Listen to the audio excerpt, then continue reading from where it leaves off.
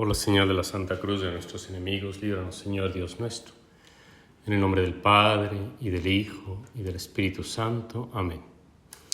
Señor mío y Dios mío, creo firmemente que estás aquí, que me ves, que me oyes. Te adoro con profunda reverencia. Te pido perdón de mis pecados y gracia para hacer con fruto este rato de oración. Madre mía Inmaculada, San José mi Padre y Señor, Ángel de mi guarda, intercedan por mí. La memoria de San Luis Gonzaga que se celebra hoy litúrgicamente en la misa se abre con la antífona de entrada tomada del Salmo 23. El hombre de manos inocentes y puro corazón subirá al monte del Señor. Y es que se exalta hoy la pureza de vida de San Luis Gonzaga, este jovencísimo jesuita que por enfermedad murió pues muy joven. Y la oración colecta, que es una oración que me gusta mucho, dice que si no hemos podido imitar a San Luis Gonzaga en su pureza de vida, en su castidad, que por lo menos por su intercesión lo imitemos como penitente. La penitencia es una saludable purificación. La penitencia para nosotros es el camino por el cual renovamos y reformamos nuestra vida.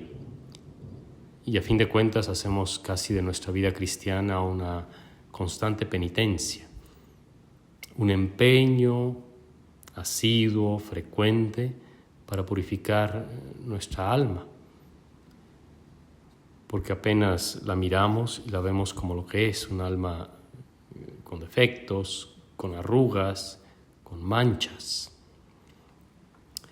Ya el apóstol Pablo, en la epístola a los Corintios que venimos escuchando en estos días, en el pasaje que se lee hoy, hace hincapié en esta realidad de la fragilidad humana, de la fragilidad suya, de la fragilidad del pecador. Porque sabe que mirándose a sí mismo es débil. Así es que si me glorío en mis debilidades. Y dice que a pesar de las revelaciones, de la vida mística que tuvo, se le dio una espina en la carne, un emisario de Satanás que lo abofetea, para que no me engría. Una de las cosas más humillantes, evidentemente, en la vida espiritual, y cuando lo cuentan también los santos en su propia vida, son esos movimientos desordenados de la carne.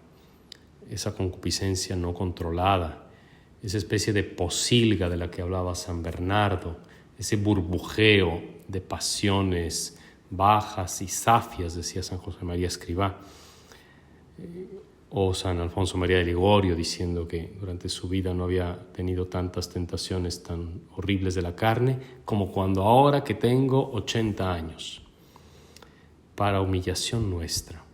Para que no me engría, dice el apóstol Pablo. Es cierto que los exégetas comentan de manera diversa este pasaje y lo que es la espina de la carne puede significar muchas cosas, pero uno de los comentarios que es constante es hablar de estas tentaciones de la carne, en el sentido de la lujuria, para nuestra humillación, que nadie piensa que está curado de esto. Y así nuestra vida cristiana se convierte en una constante purificación, en una lucha continua con la gracia de Dios por ver al Señor, por contemplar su rostro, por limpiar nuestros ojos para ver al Señor.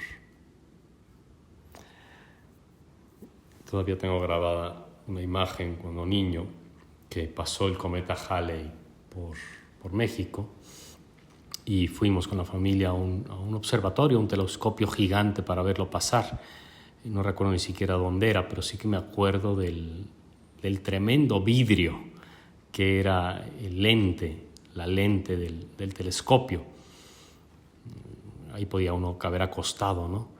Pero nos habían explicado cómo se producían o cómo se fabricaban estas lentes, ¿no?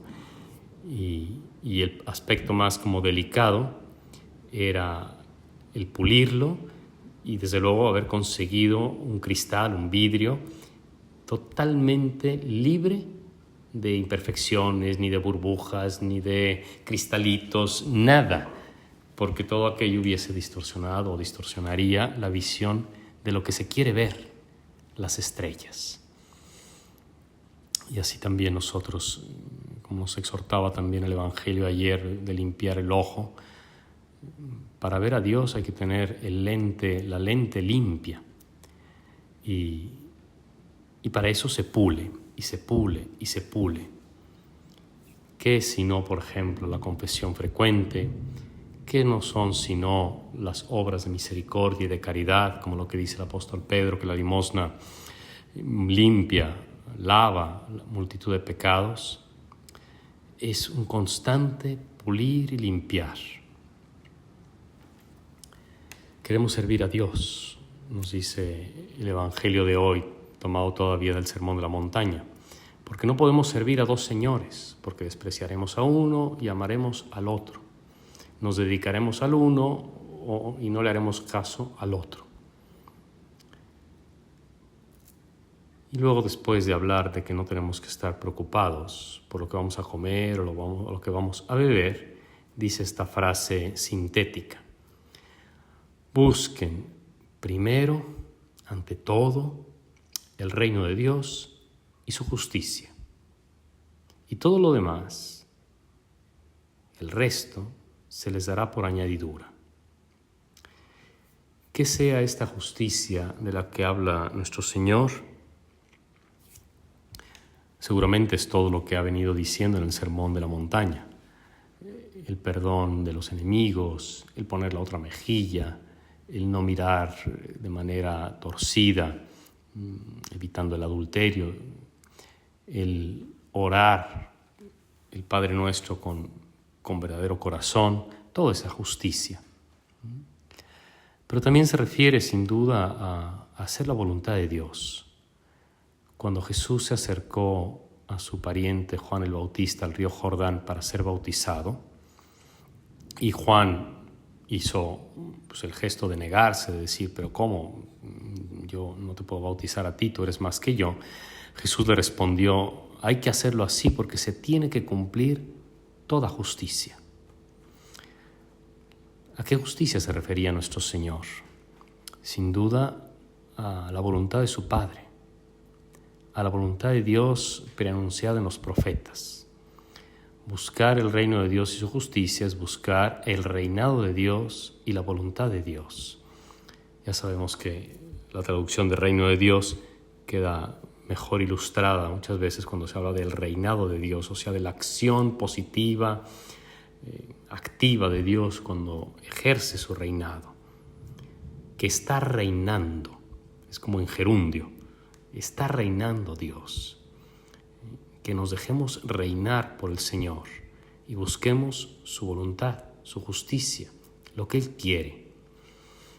Y lo más fantástico de esta frase es lo que enseguida añade: y todo lo demás, y todo eso demás es lo que acaba de decir antes, el vestido, la comida, la vida, el alimento, la salud del cuerpo, todo eso, de lo que está hablando antes, incluso habla del fasto con el que se vestía Salomón y que ya ni siquiera Salomón se vistió como las hierbas del campo, ¿no? Y si ustedes no se agobien, que no se dan cuenta de que Dios se ocupa de estas cosas, bueno, pues cuando dice que todo esto se nos dará por añadidura, está diciendo que tendremos esas como grandes riquezas. ¿Qué gobernante de la tierra dice así? Cumplan la ley, cumplan la Constitución y tendrán todo esto. Más bien, a la gente en muchos países no le dan ganas de darle ni un centavo al gobierno porque si se lo doy, se lo va a malgastar. Y en cambio con Dios es al revés. Más le pago, y si no solamente los impuestos, sino el capital completo, porque este Señor no defrauda. Y me hace gracia, una gracia bonita, pues es un comentario simpático, a la vez que profundo, lo que Santo Tomás de Aquino dice cuando habla del cielo, y que dice que como el cielo va a ser colmar todas las aspiraciones pues humanas, buenas, ¿no? Que uno no se debe preocupar en esta tierra, que no se preocupe, que si uno aspiraba a ser rey, o que si uno aspiraba, habla también de ser prelado, o que si uno aspiraba a tener grandes riquezas, pues en el más allá, ¿no? En el reino de los cielos, uno será rey y prelado y millonario. Porque es verdad, ¿no? Para los hijos de Dios, en el reino de los cielos, el cosmos entero es nuestra heredad. Encontraremos saciadas todas nuestras aspiraciones. Busquemos, pues, primero el reino de Dios y su justicia. Y si no lo hemos sabido hacer con pureza de corazón, como dice la oración ahora a San Luis Gonzaga, por la intercesión de este santo que vivió la limpieza de corazón, digo, si no lo hemos sabido hacer hasta ahora, que con un saludable espíritu de penitencia busquemos la manera de enderezar nuestra vida para la gloria de Dios. Te doy gracias, Dios mío, por los buenos propósitos, afectos e inspiraciones que me has comunicado en este rato de oración. Te pido ayuda para ponerlos por obra. Madre mía Inmaculada, San José mi Padre y Señor, Ángel de mi guarda, intercedan por mí.